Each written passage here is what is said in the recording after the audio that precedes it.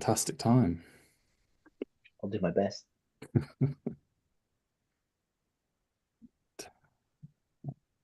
Come on. There we go. That one's done. And that one's done. Right. Right. Welcome to session 30, I think it is, if this button will get out of the way. Session 30 of BGA 24. This session is going to be on thinking in a cobiont space with Amjad Khalaf. Please take it away. Thank you. Let me try. Oh, let me share my screen and see how that goes.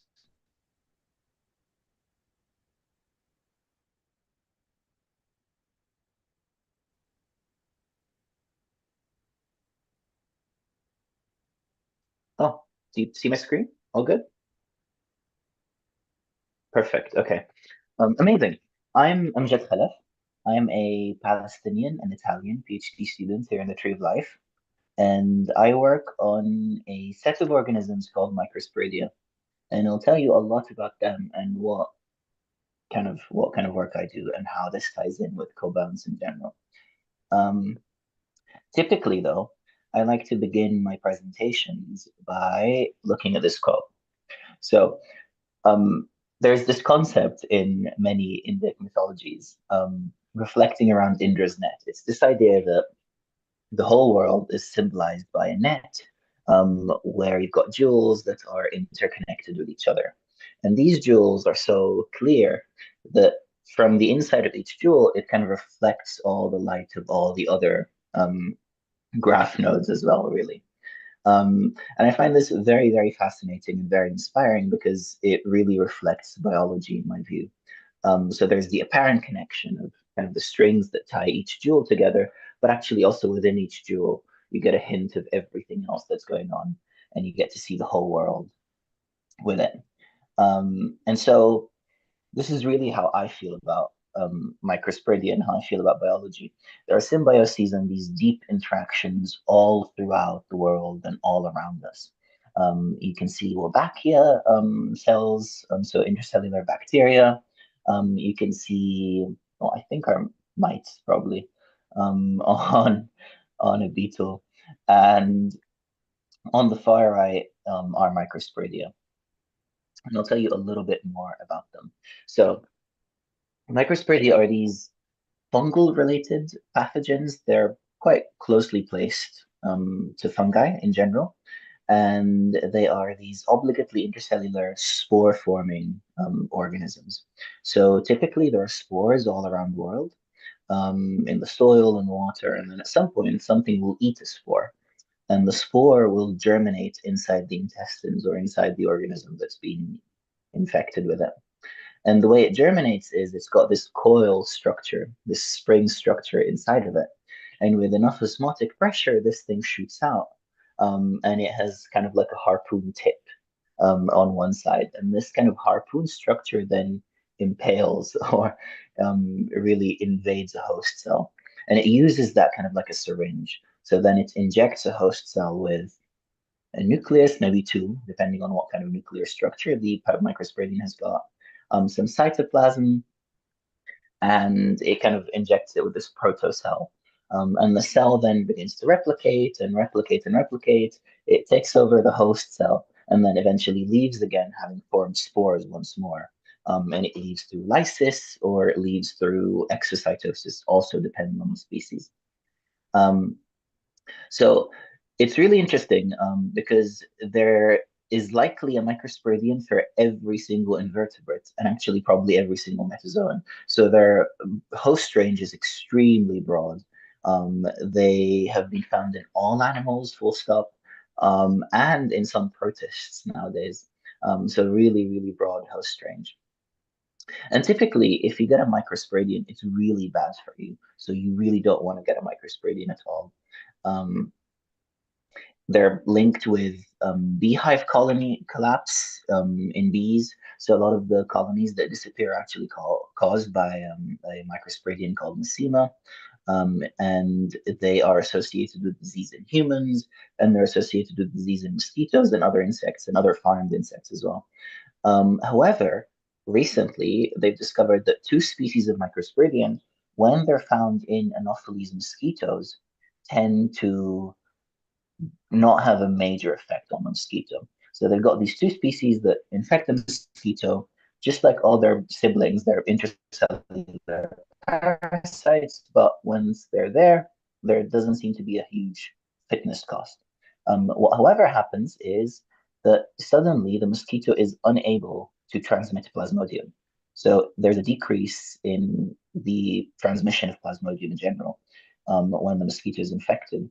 And this is likely a potential malaria control route, kind of like Wolbachia and Anopheles. And so there's a lot of interest in understanding microsporidian biology and understanding what's going on. However, it's all a bit mysterious because they're really impossible to work with in many ways. They're very tiny. Culturing them is really difficult. Finding them is really difficult.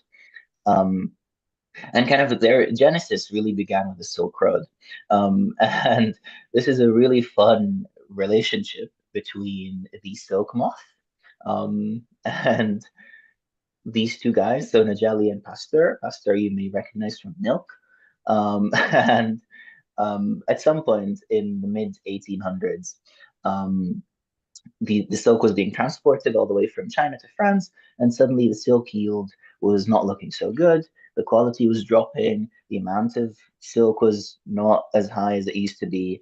And Pasteur and Angeli were really fascinated with microscopy in general. And so they started looking at these silk moths and they started trying to find out what was happening.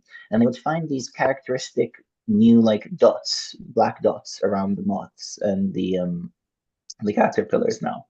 Um, and what they discovered eventually was that these were microsporidia. So they were all these tiny spore formations happening. And Pasteur then eventually devised a way to kind of solve this problem where he would let a moth lay eggs and then crush the moth and then investigate it under the microscope. And if he found out that it was infected, he would kill all the eggs. And if the moth was fine, the eggs would survive. And kind of spreading this method all throughout the Silk Road is kind of what solved a lot of these problems with silk yield. So, just to kind of start pivoting at least in terms of what I do. Typically here at Sanger, when you sequence anything really, or anywhere in the world, when you sequence anything, you're not just sequencing the organism you're interested in. You may be interested in the fly or the butterfly or the mammal you just sequenced, but actually there are countless other things living inside this mammal or onside this, like on this organism on skin. It's interacting with these different things. Some things are parasitizing it. So really, when you generate your DNA extract, this is not a pure DNA extract by any means. It's just a metagenome, actually. So it's a metagenomic DNA extract. And it always will be. There's always going to be some bacteria. There's always going to be some contamination from the skin, the surface, what it's eaten. And when you sequence that, you kind of end up with the same paradigm. So you end up always with a metagenome. And typically people bin all of those different things.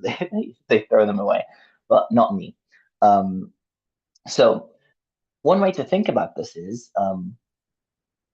you can distinguish different species through their DNA by their chemical composition. So different species will have different GC contents, for example. And if you've sequenced a mosquito that's infected with a microsporidian, most of your DNA extract will just be mosquito, right? So it's very common to kind of plot things out, and for every config, you can say something like plot out its GC proportion and its sequencing coverage, how many times it appears in your DNA extract, and things will kind of segregate quite nicely. Um, so Blob Toolkit, as I'm sure many of you have already seen it before, is it really an excellent way to do this. So it does exactly just this. It plots out GC content on one axis and coverage on the other. And as you can see, for example, on the left, my left, um, you've got here an example where the arthropod sequences from a butterfly are segregating in an area, and then you've got these tiny green blobs in another area, which are the microsporidian sequences here. And on the right, you see that they don't really segregate super cleanly, but there's still some kind of pattern. So you can kind of categorize things into these loose bins using this approach. And I'll tell you a little bit more about it. But so let's kind of start thinking of a workflow. So you start with your metagenomic reads, you assemble them somehow, and then you end up with this preliminary assembly that contains your target organism, or if you're, and other things that have been sequenced with it. And then you can generate these blob toolkit plots. So another example, same thing. So you see the central blob. It's a little bit more than one blob, but yeah, so arthropod in the middle, and then microsporidian on the far right. Um, Here, it's a little bit less clean. So you can see there's a central blob dominated mostly by dark blue. And then there is some purple on the left. There is some pink on the right. And the microsporidian is actually this blob here that's actually mostly light green. But as you can see, it's not all light green. So there is more. And this is really important here. So these different tools will carry out some taxonomic assignment to every sequence. And the way it's approached typically involves you look at what proteins or what genes live on a given sequence, and then you try and find the closest match in the database. So what happens if you're working with an organism that's never been sequenced before, or a set of organisms that are just unique, so they're underrepresented in the databases, and you won't really find a close relative to them. So these contigs or these sequences then fail to be assigned correctly. They kind of get assigned to whatever's closest to them, but it won't necessarily say microsporidian. So what's really important in this approach is actually the general blob. It's not the specific sequence assignment taxonomically. You kind of have to say that I'm going to take everything in between these GC and coverage coordinates, and not necessarily I'm going to take only the sequences that say the taxonomy that I'm interested in, because you're going to be missing out on a lot. And you can see the same thing for the blob that's dominated mostly with light and dark blue in the middle. There's a lot of other sequences assigned. So there's some nematode, there's some other sequences. So those won't necessarily be nematodes. They might just be the host itself, the arthropod in this case, but these are just novel proteins. These sequences don't really exist or are not represented in the databases. So just to say, Block Toolkit has been covered by BGA before. There's ample Block Toolkit tutorials online. So if you're not familiar with how to use it, please do check them out. I really, really recommend it. So we've gotten our contigs from that we think are microsporidian. So we've kind of selected this blob here in red, taken it. What do we do with it next? So from it, you get these putative microsporidian contigs. And what I typically do in my day-to-day life is that I try and get the reads that make up those contigs. And what this involves is that you get your metagenomic reads, you map them to those contigs using something like Minimap, and then you extract those reads that made up those only microsporidian contigs. And from here, you can then assemble them once more. You reassemble them with whatever method you think is necessary. And just to say that this is really important because typically, although they're two different organisms that we're working with, there will always be some sequence overlap, right? So there's always going to be some shared sequences between any two organisms to some degree. And what we're trying to do here is to assemble what we think are only microsporidian contigs in a closed environment, where they will not necessarily have to form any connections with other reads or contigs that do not belong to this species or this set of organisms. And this is important because it reduces the chances of your assembly breaking. So it allows the assembly to form the more correct kind of contig path, let's say.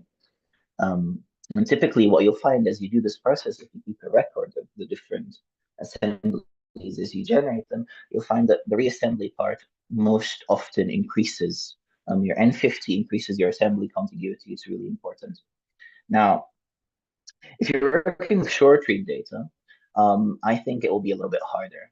from here on. So I don't necessarily think that you should reassemble your extracted contigs, or you should get the reads for them. And this is because when you're working with long reads, um, there will be some sequence overlap, but at some point you'll be able to distinguish that. However, with 150 base pairs, the overlap will be a little bit higher, I think. But it is worth a shot. So I think if you're working with territory data, give it a go and kind of see what you're getting and then pick the best looking assembly.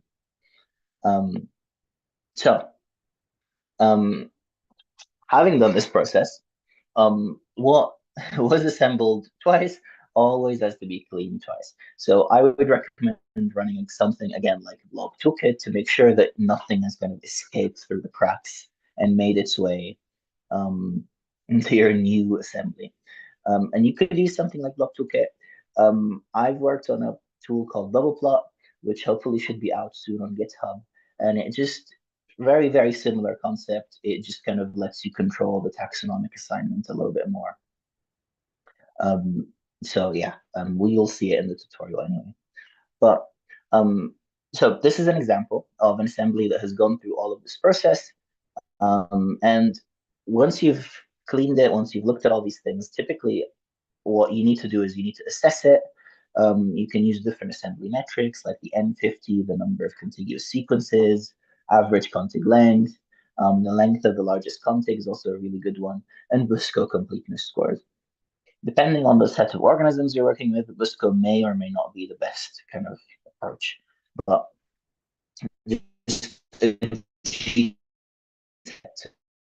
guess how complete your assembly looks like from this.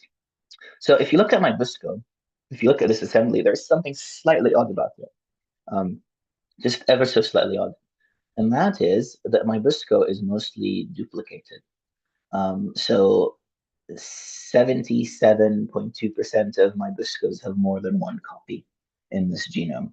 And if you think about it, these are intracellular parasites. They're eukaryotes, but they're the smallest eukaryotic genomes that exist because they're intracellular, they're very reduced. So they're smaller than some bacteria, really. Um, and so seeing this is really odd because you would think something like this is going to try and really slim out and make sure that it's as efficient as possible. So what is happening? And when I was assembling these genomes, so what I do really is you've got this large tree of life genome engine running, and people are assembling all sorts of reference genomes constantly from samples around the UK here. And what I'll do is I'll really just wait out and see if someone at some point sequences something that's infected with a microsporidian and try and apply this process to generate a microsporidian assembly. And when I was generating these assemblies, all of them were coming out as duplicated constantly. And this was a little bit concerning. I wasn't really sure what to make of it. So just to say that if you're working with eukaryotic symbionts in general, even archaeal ones, ploidy can be interesting. So some of you may have attended the GenomeScope session or the smudge plot session, but those are really just metrics to assess the ploidy of a genome. And the way, just briefly, the way this works is that you start with a genome, you cut it up into many, many small sequences, and then for each sequence, you count how many copies it has in the genome. So if you're a diploid, like a human, many of your sequences will be from homozygous sites where both copies agree. And so these will have a ratio of 2x in terms of coverage. Whereas at heterozygous sites, those things will only be mentioned once, or 1x in a ratio 1x. And so this is a microsporidian diploid, interesting. But also some of them have happened to come out as tetraploid. And here what you're seeing is you're seeing some peaks at 4x around 2000, meaning that all of the four copies of the genome are homozygous, 3x, 2x, 1x, kind of depending on the homozygosity and heterozygosity of a given site. So we found that many microsporidia are tetraploid, and this work is now out in Microbiology Spectrum. But what you're seeing here is that you're seeing the tips of the tree in blue being tetraploid, tips of the tree in yellow are diploid. And what this is telling us is that polyploidy has evolved multiple times in the microsporidian tree. at least 5 times. And this is really interesting, really odd, again, because they're intercellular pathogens. They're trying typically to make sure that their genome size is really small. So I have some ideas on how and why this might be, and we can talk about them later.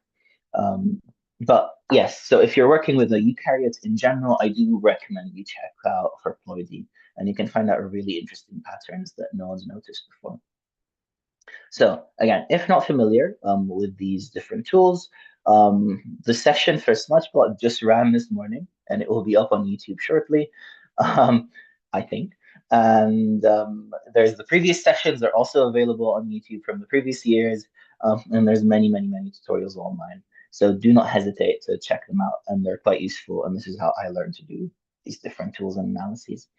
Um, so let's get a little bit more specific now. And we've assembled this genome. It may or may not be duplicated. I've gotten a good hint of its ploidy. What do I do now? What happens? So typically, when you look at something like NCBI or you look at different genomic databases, they're working with haploid representatives of a genome assembly.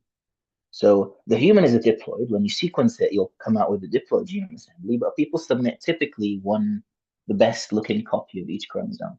Um, and this is the way this is done is this because it's important for building trees, it's important for assessing different questions, like gene copy expansion, reduction.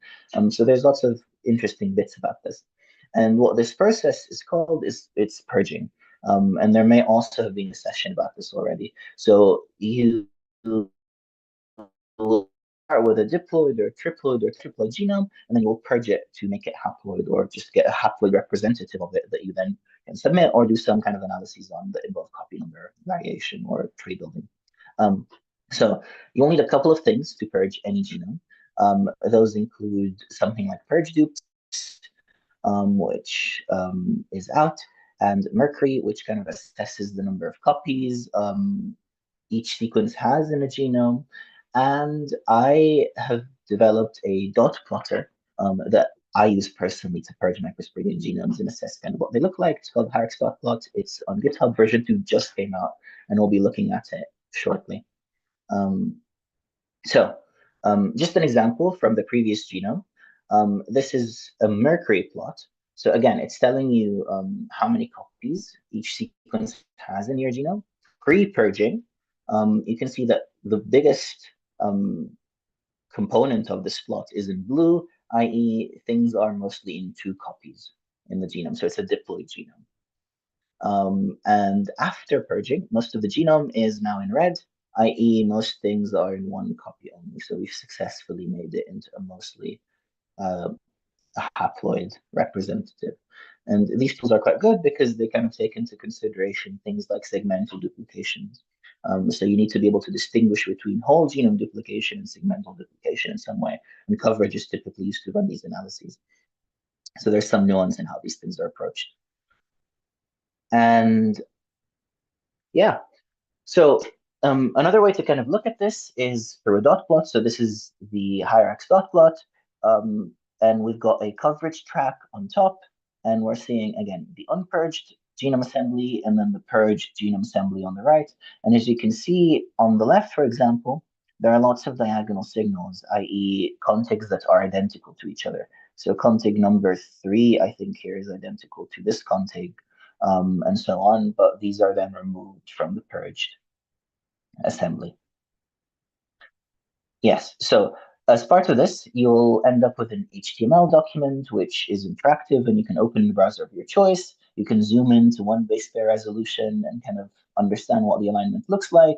You can add interactive bed files that you can toggle. So something like telomere position, you can toggle it on and off, choose the color that you're interested in, coverage tracks, and you can even add gene annotation and get an idea of what genes live in areas of interest, for example. Okay, so kind of this process took a while to refine. And I've got 1 year left of my PhD, so it kind of took a long time, and we got there, I think, or I hope. And what has happened is that you've got this process from DTOL that's running and generating all these different genomes, And slowly, one by one, I've assembled microsporidians from different hosts that someone at Beetle has sequenced. And what we've got here is a tree of microsporidian diversity, and all the tips in red are genomes I've added to the tree. And there's over 50 new microsporidian genomes that we'll be able to upload very, very soon, that we've been able to generate and leverage from this process. And they're high quality genomes. They double the number of publicly available microsporidian assemblies, and they kind of change the picture of microsporidian diversity quite heavily. Um, and so it is possible, and you can get really good data leveraging something that someone else has sequenced. So there is hope, don't worry. And what I'll tell you is I'll tell you a little bit of a story from one of those genomes before we launch into trying to do a bit of an exercise.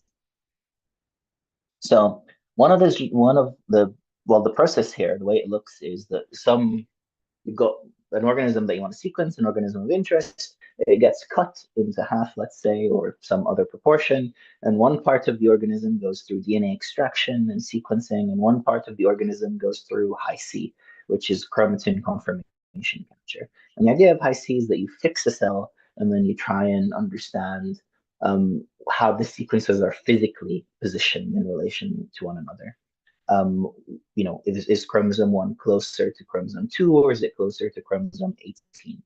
Um, so leveraging this kind of technology in this workflow, I've been able to generate a microsporidian genome from a bark louse, and we've been able to scaffold it into many chromosomes. So at the central bottom plot, what you're seeing is a K spectrum from a genome scope plot of this genome. And as you can see, the haploid coverage is almost 100, I would say.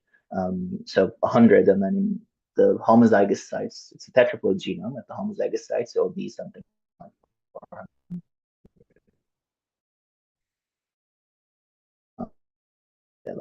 here, but yeah, full days for. Um, and if you zoom in on one chromosome, so chromosome 1 in this case, you can see the central line. So chromosome 1A, 1B, 1C, 1D.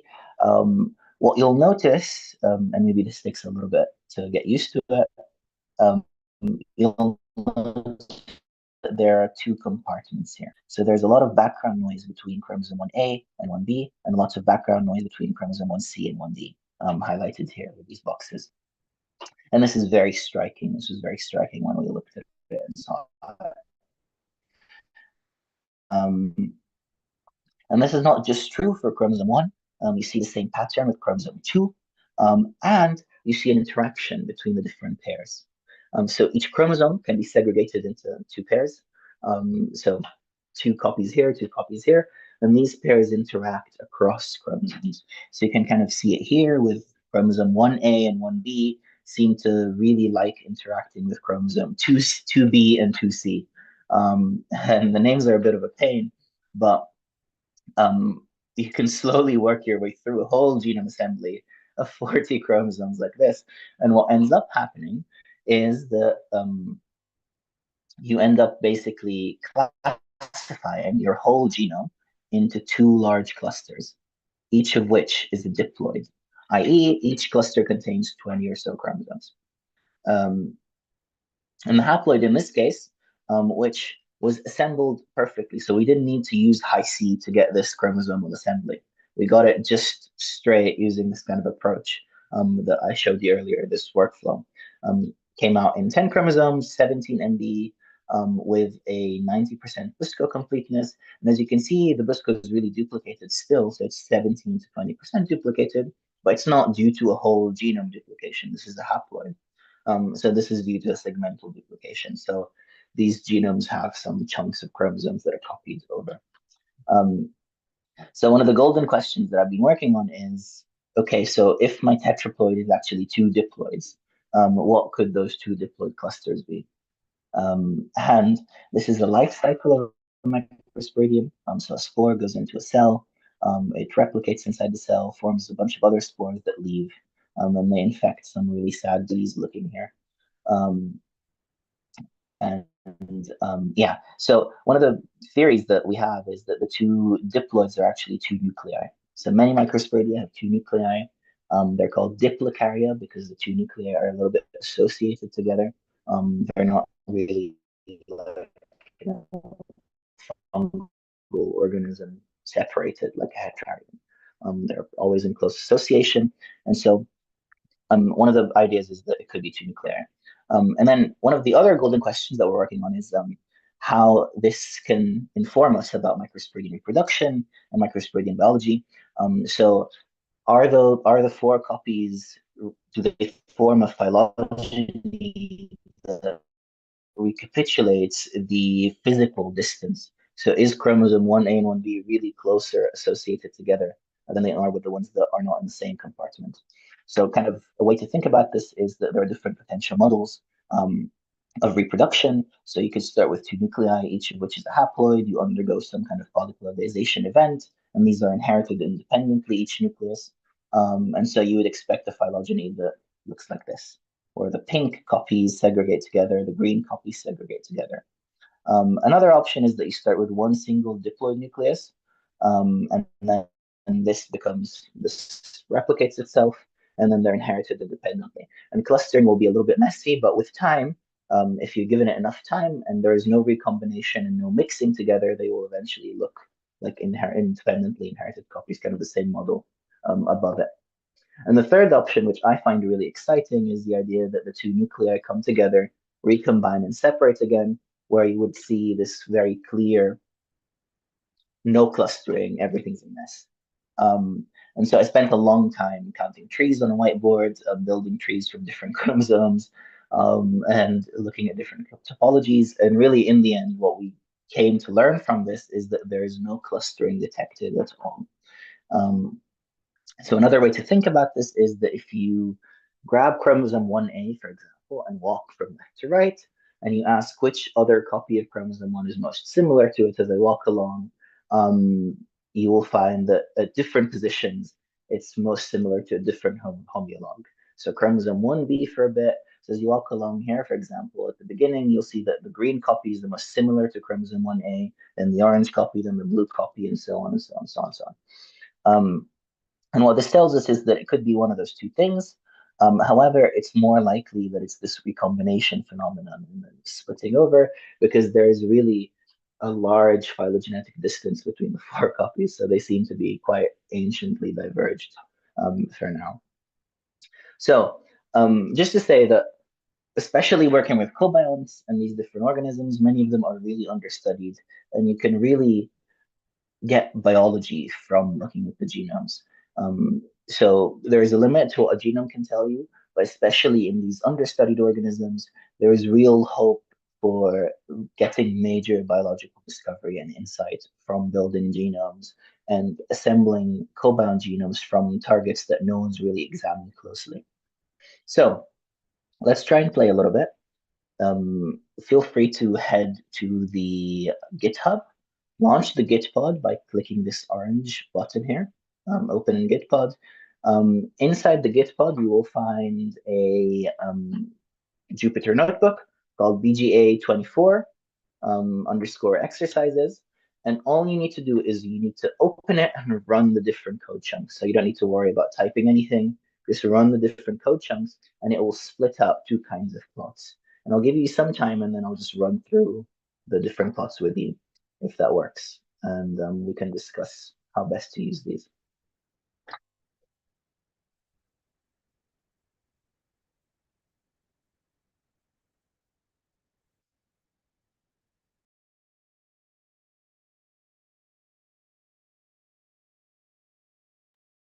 The Jupyter Notebook will ask for an environment as well. Use the one that has shims in the path. Otherwise, you won't have a good time and everyone will get confused. So yeah, just use the kernel with shims in it.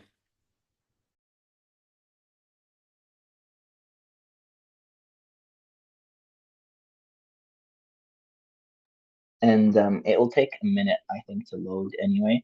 And once you log on to the Gitpod, just wait, look at the bottom kind of section or the terminal section. The minute it's stopped loading and it's ready for you to type things in, then I think open the Jupyter Notebook and play with it. Sometimes it takes a while to understand what's in the environment. So don't worry.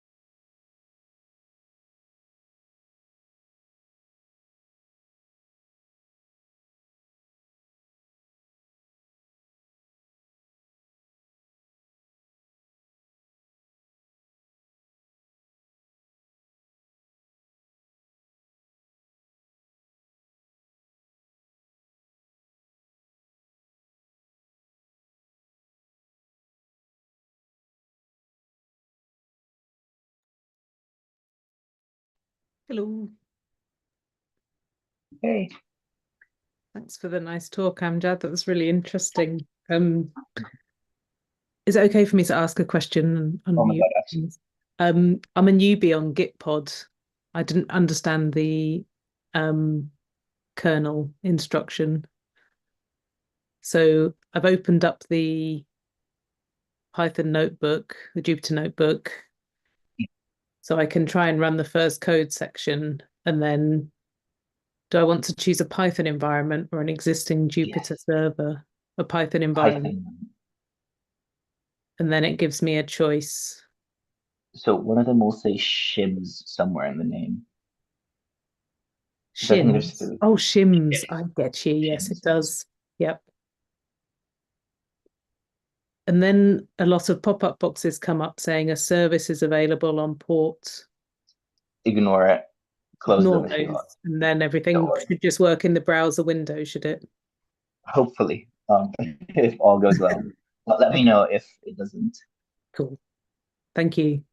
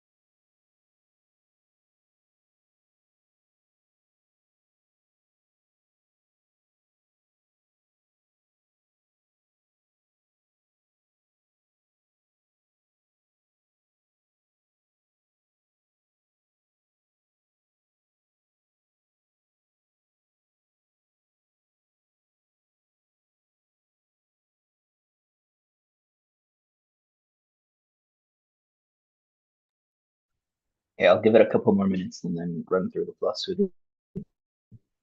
Just loading the Git file.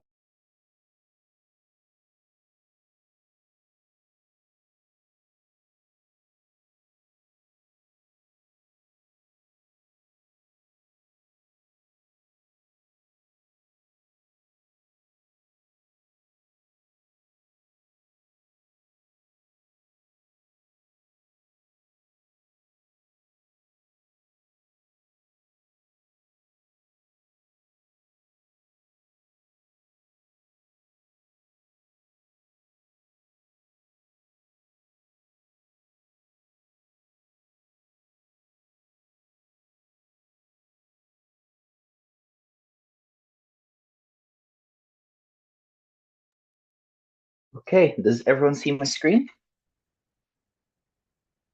Okay, so all I've done is I've opened the Jupyter notebook here, and I've chosen this Python kernel, the one with shims in the name, and then I've just run the code chunks.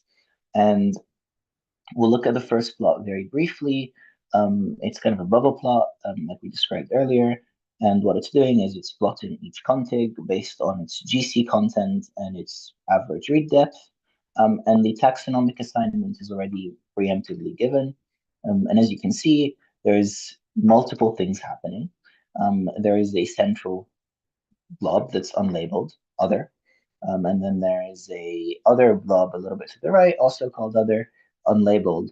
And then you've got to the left your microsporidian contigs. I've just basically told it to label anything with a microsporidian protein um, as microsporidian. And you can see that there's some green over here as well. So there are some sequences that fit the microsporidian sequence profile, but don't necessarily carry any known microsporidian proteins. And so they're also unlabeled. You can play with the axes a little bit if you choose to do so.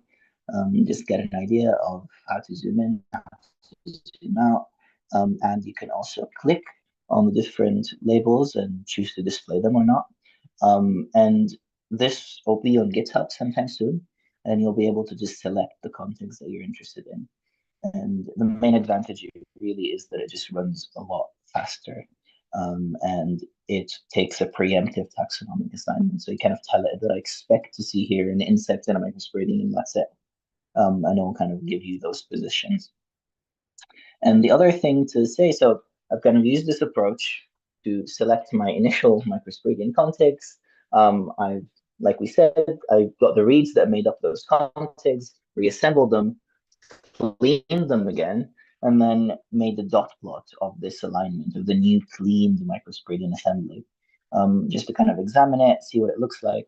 And this is the dot plot. And what you can do is you can kind of move it around a little bit. You can navigate around as much as you want. You can zoom in. So you can really keep zooming in infinitely. And then if you hover about, it will tell you which config is which and what identity you're playing with. Refresh it here. And the other thing you can do is that typically the way I use this is I'll see a config that I think should not live here. So for example, if you look at this config here, you'll see that the Y config, you kind of see that. So the config boundaries are the gray lines, and the whole config in the Y, from its 0 to whatever its end, is really just a duplicate of a read here. And so you can just click it, select it. You can add it to a list here that eventually you can just download and remove from your assembly or keep, you know. So it just offers you the capability to play a little bit more. And I haven't loaded a full plot in Gitpod just because of things like efficiency and runtime. But if I manage to move this a little bit, I've got one loaded here. So I've got one loaded here with coverage tracks. Again, if you hover about, it will tell you what you're looking at. The config, the position, the coverage of this position. And you can, again, zoom in infinitely, look at a coverage in a certain area that you're interested in. It just gives you some fun functionalities to play with. So you can get an idea of what's happening and whether that's interesting to you or not, and see how even coverage is. And the full thing is on GitHub, and there should be a very clear, hopefully, set of instructions. So do check it out, let me know how it goes, and do write me if anything is looking a little bit weird. So just to kind of briefly wrap up, this is it. There's not much to say really about Cobiont. It's kind of, you get what you get. It's a bit of a luck game. But there's many sessions on BGA, and I'll be presenting my work at BGA as well, Biodiversity Genomics Conference coming up. So if you're interested, please do check it out. If you have any questions about generating any of these plots or thinking about how to assemble a bacteria or a eukaryotic Cobiont inside something else, do get in touch. I'm very, very happy to help. And I think really the key takeaway is that simplicity is best. It's very easy to be drawn into very complicated processes. And I think maintaining the high level view of simplicity and clarity with this approach, with all of these, it will never be perfect. There's always going to be something that looks a little bit off, and it will maybe you'll never end up with the same amount of material as you do from a butterfly or a bee or something that's huge that you could sequence infinitely. But you always end up with some representation of the genome, and that can tell you a lot more about biology than not having a genome in the first place. And so as long as you're consistent and you maintain one kind of effort and approach with all of your genome assemblies, you'll get somewhere. And with that, just a huge thank you to all my colleagues, my supervisors here in Tree of Life, Damon for organizing all of this stuff. And yeah, let me know if you've got any questions.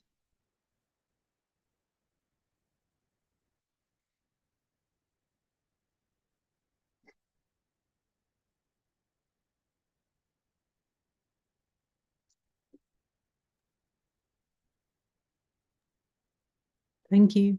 Look forward to the talk. Bye bye. I appreciate it. Bye. I think you're off the hook there, Amjad. Amazing. Okay. Well, I'll be around. Bye, people. Thank you. Thank you, Damon.